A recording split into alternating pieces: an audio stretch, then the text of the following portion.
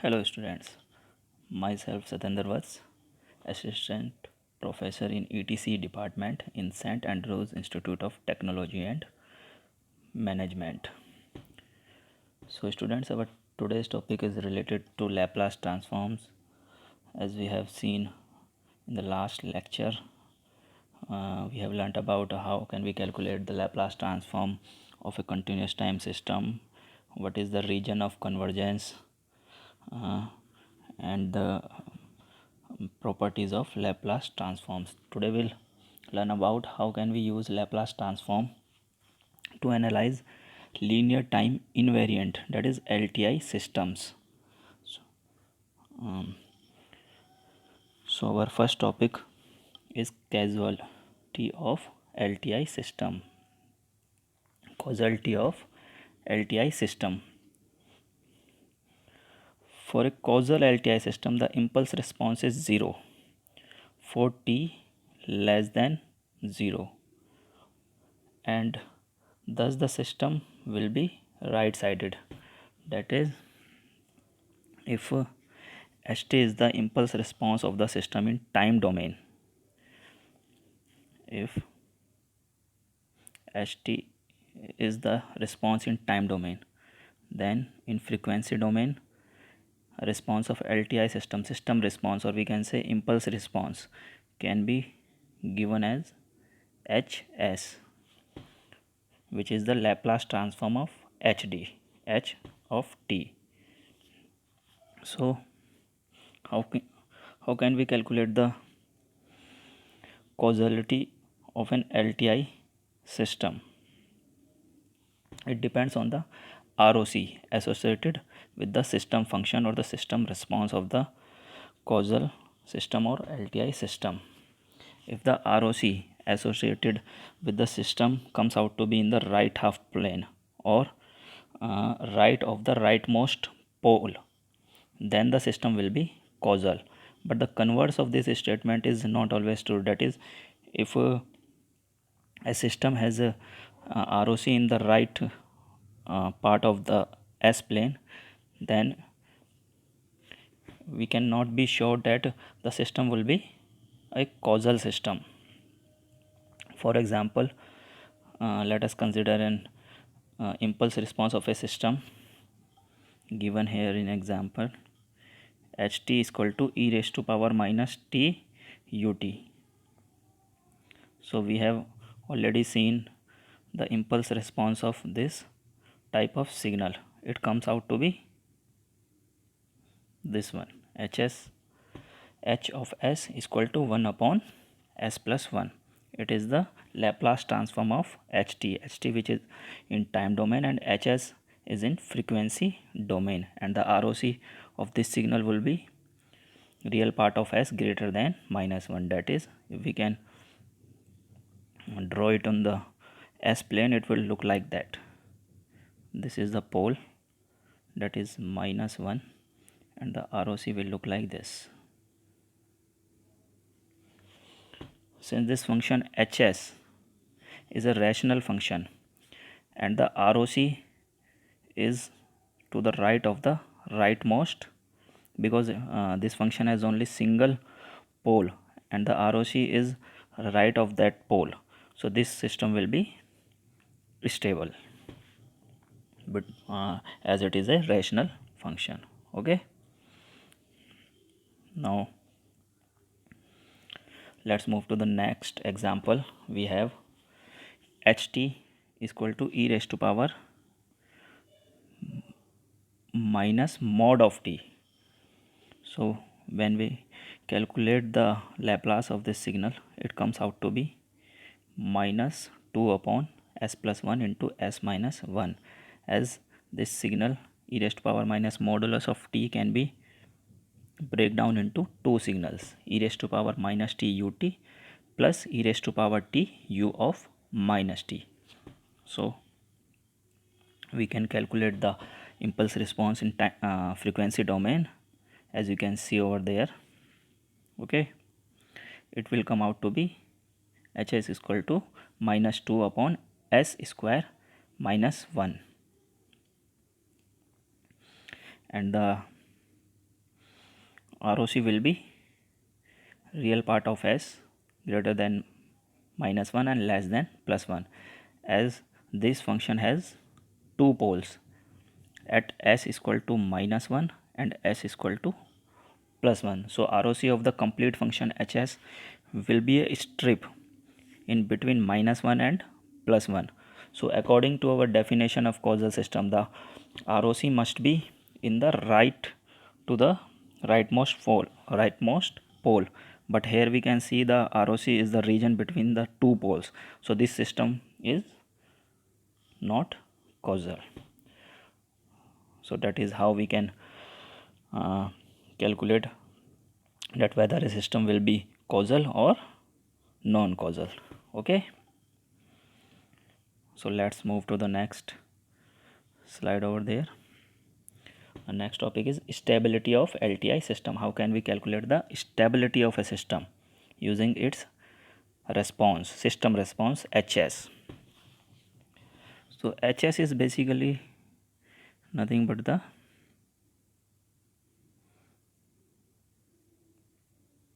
we can denote HS as YS divided by XS, where YS is the output of the system in frequency domain and XS is the Laplace transform of XT, that is the input to the system, and our response is system response or impulse response of the system is HS. So HS can be calculated by taking Laplace transforms of output and input.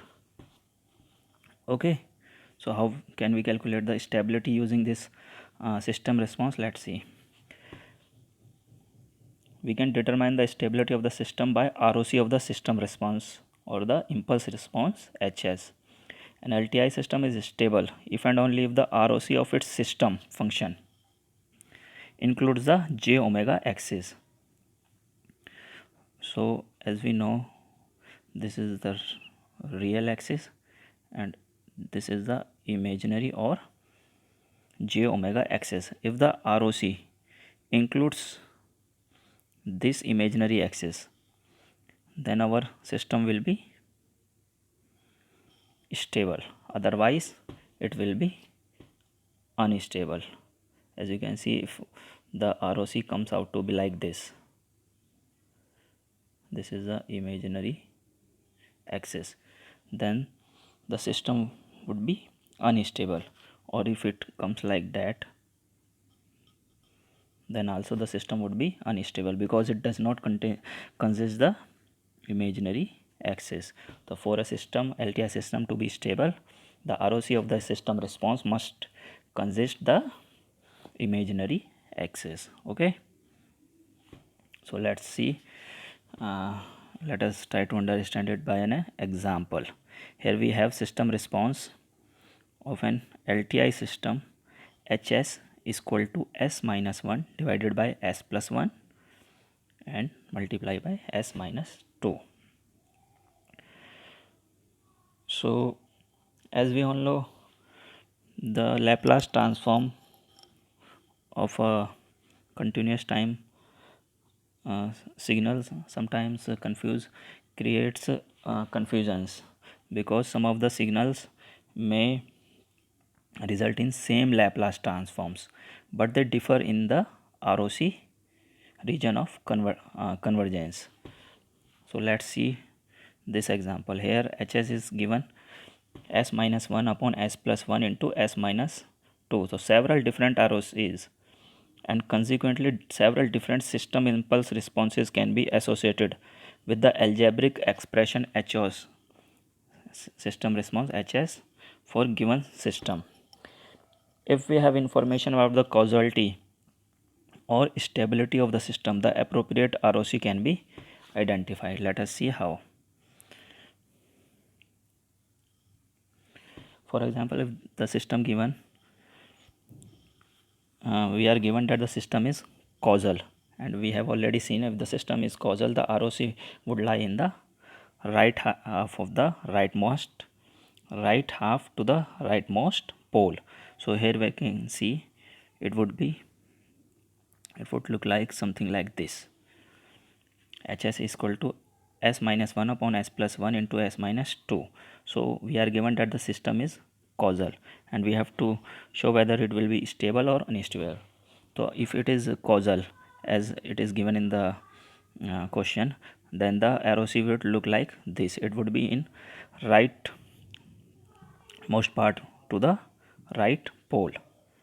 Okay, so the system response as this ROC does not contain our imaginary axis, so this system would be unstable, and the system response can be given by 2 by 3 e raised to power minus t plus 1 by 3 e raised to power 2t into ut, because we must give the expression to the impulse response so that the ROC would look like this.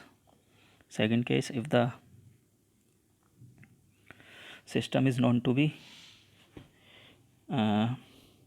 non-causal, then its ROC will look like this. Because the system is non-causal, we are given that if system is non-causal, ROC would be between two poles, minus 1 and minus 2. Now we can see that the ROC, the imaginary axis lies between the ROC or the region of convergence. So this system would be stable, but it would be non-causal. Okay. Now the third, if the third condition, if we are given that system is anti-causal, that is the ROC of the system would lie in the left of the S plane. So it would look like this.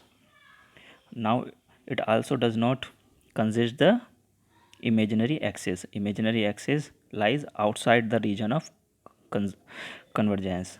That's why uh, uh, this system would be unstable if we are given that it is anti-causal. So we can get different responses for the same system depending upon the condition, whether it is causal, anti-causal or non-causal. Likewise, the conditions for stability will be different. In first case, the system was unstable and causal. In second case, it is non-causal and stable. And in third case, it is anti-causal and unstable. It is stable only in the second case because the ROC consists the imaginary axis. So you can always check out for the stability using the ROC, which we can draw using pole and zeros. Here we can see the S is equal to 1 is the only zero in this system consist. S is equal to minus 1 is a pole and S is equal to 2 is the another pole. So we have 1 0 and 2 poles. By using these conditions we can draw the ROC and can check whether the system is stable or unstable. Okay, now let's move to the next topic in this lecture. How can we represent differential equations using Laplace functions? So differential equations are used to analyze the LTI systems. The properties of Laplace transforms can be used to obtain the system function for an LTI system that is characterized by a linear constant coefficient differential equation. Let us understand this by a linear differential equation. We are given an equation that is dy by dt plus 3yt is equal to xt. In this equation, xt is the input of the system, yt is the output of the system. So by taking Laplace transform, we can convert this equation into frequency domain like this. We have already seen the Laplace transform of a differential, first order differential would be,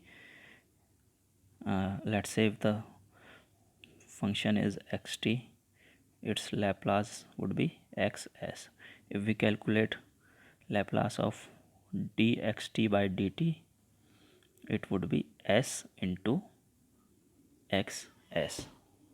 Okay, that we have seen in the last lecture. So now we can, using Laplace transform on both sides of the equation, we can get the equation in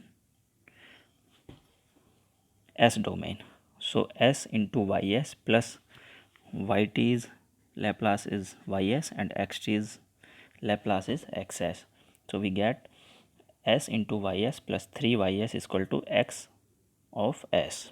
So by using this equation we can find the system response in s domain, which will come out to be ys upon xs, and from this equation we can see that hs system response is 1 upon s plus 3. So it contains a pole at s is equal to minus 3. Now taking the inverse Laplace, as we have already seen in the last lecture, it comes out to be ht is equal to e raised to power minus 3 into ut. So we must know how to calculate the inverse Laplace transform. We must learn all the Laplace transform of basic signals, so we can directly find out the inverse Laplace. Okay, so it comes out to be ht is equal to e raised to power minus 3 ut if the system is causal, and the same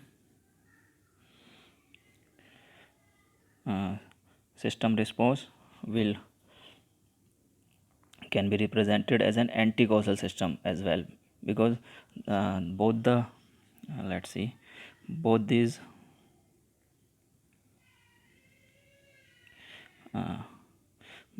equations will have the same Laplace transform, that is 1 upon s plus 3. Depending on the system is causal or anti-causal, we can derive their impulse response in time domain. Okay, now let's see another example. How can we convert a differential equation in a algebraic equation using Laplace transform, so that we can calculate the system response easily. So we are given a RLC circuit whose capacitor voltage and inductor currents are initially 0, that is initial conditions are 0, and the system is represented by the equation given here, RC into dy by t by dt plus LC d square by t by dt square plus yt is equal to xt. So taking Laplace on both the sides, we get s into RCYS plus s square LCYS plus ys is equal to xs. By rearranging the equation, we will get hs, the system response in frequency domain, as 1 upon s into RC plus s square LC plus 1. It is a second order differential equation, and the system response comes out to be this by rearranging the equation. Okay, so that is how we can calculate the Laplace transforms or system response of differential equations. We can also find out the system response in time domain by taking the inverse Laplace of this function. So that is for the lecture. Thank you.